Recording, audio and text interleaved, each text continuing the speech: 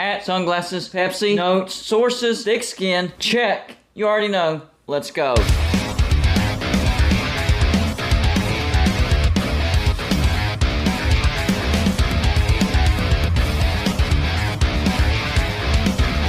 Golden Blooded is a college football YouTube channel for entertainment. So make sure to hit that like and subscribe button, and let's get into our next college football video. Don't forget to send gear to represent your team. The address is P.O. Box 360, Liberty, South Carolina 29657.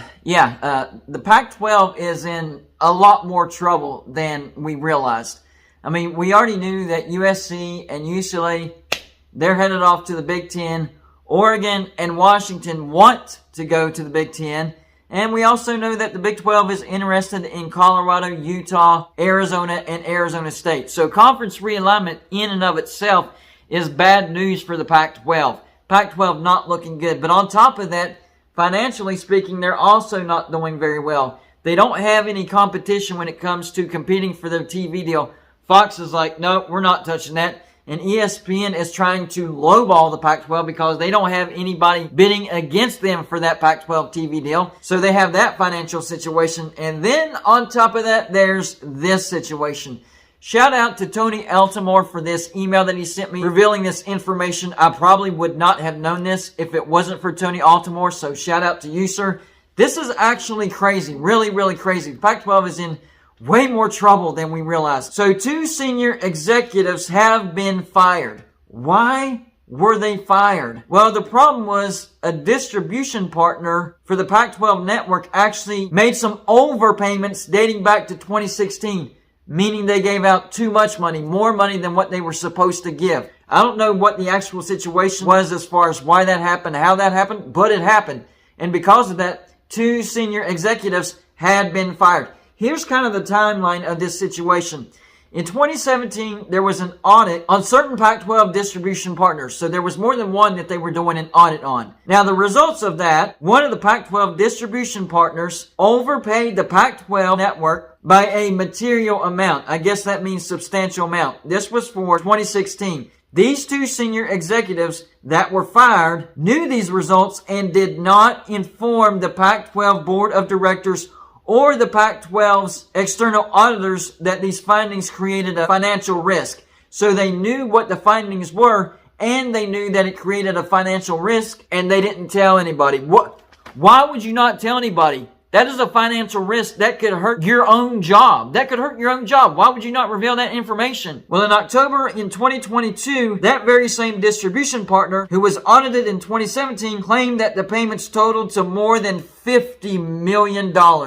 That's a lot of money to overpay. So what the Pac-12 did is they hired Cooley LLP. That's a law firm. That law firm was hired by the Pac-12 board of directors to do an independent investigation. So whenever they kind of found out from that distribution partner, because I'm guessing they did tell the board of directors, they decided to do their own independent investigation. So going back to June of 2022, the Cooley law firm briefed the Pac-12 commissioner, George Kliavkoff, what they found. And here were their findings. The 2 senior executives that were eventually fired were aware of the overpayments. The 2 senior executives failed their obligations to disclose what they knew and the financial risk involved, both to the Pac-12 board of directors and to the Pac-12's external auditors. So those 2 senior executives just flat out didn't do their job. And I don't know why they didn't do that, because what they found out could actually affect their job. So to me, it would seem like they would want to pass on that information so it would get fixed so their job wouldn't be in jeopardy. But they didn't do that. And ultimately, they got fired. Way to go, guys. That was real smart. Later on in June of 2022, the Board of Directors Executive Committee and the chairman of the Pac-12 Audit Committee were briefed on these results. And then next day, June 20th,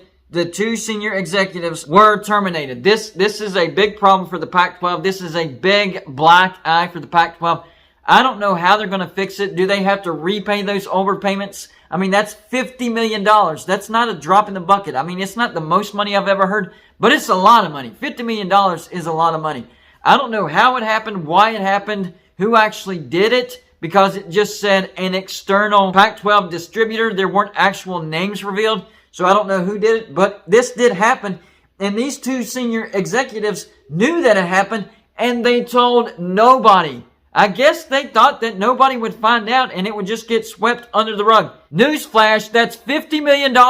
Somebody's going to find out.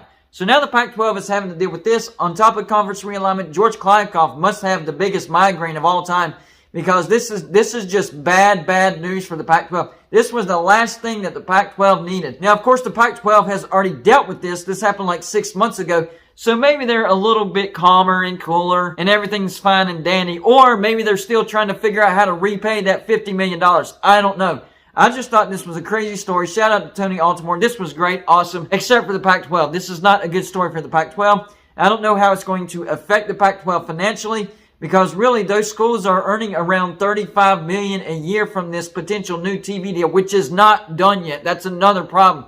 The TV deal for the Pac-12 is not done yet, so they don't even know how much money they're actually going to be getting other than an estimate, and it's going to be from ESPN, because there was nobody trying to have a bidding war with ESPN because nobody wanted to give a TV deal to the Pac-12. Fox wanted to focus on the Big Ten and the Big 12. ESPN, of course, is focusing on the SEC and sort of the ACC, but hey, since nobody's competing for this TV deal, yes, let's get the Pac-12 and let's get them at a low number. So trust me, ESPN is trying to lowball the Pac-12, and the Pac-12 is in a very, very bad position right now. This was not what they needed. So if somebody knows what the Pac-12 has done from June of 2022 up until now as far as how they've tried to fix this situation, please let me know, because I don't have any more information, and I would like to find out what the Pac-12 has done or is doing about this situation. This is a weird situation. How does that happen? How does a distribution overpay a network? How does that actually happen? I don't know. I don't know, but it did happen, and it happened to the Pac-12. Of course it happened to the Pac-12. The Pac-12 is just getting all negative karma right now, so it is what it is. But I kind of feel bad for the Pac-12 right now, because this right here, this is crazy. Y'all know in the comments section, did you know about this? Do you think the Pac-12 will survive this? How do you think the Pac-12 is fixing this situation? And do you think the Pac-12 will survive this entire situation and continuing to be a conference as long as there are conferences in college sports? That's all I got for this show. Like and subscribe if you haven't already, and I'll see you on my next show.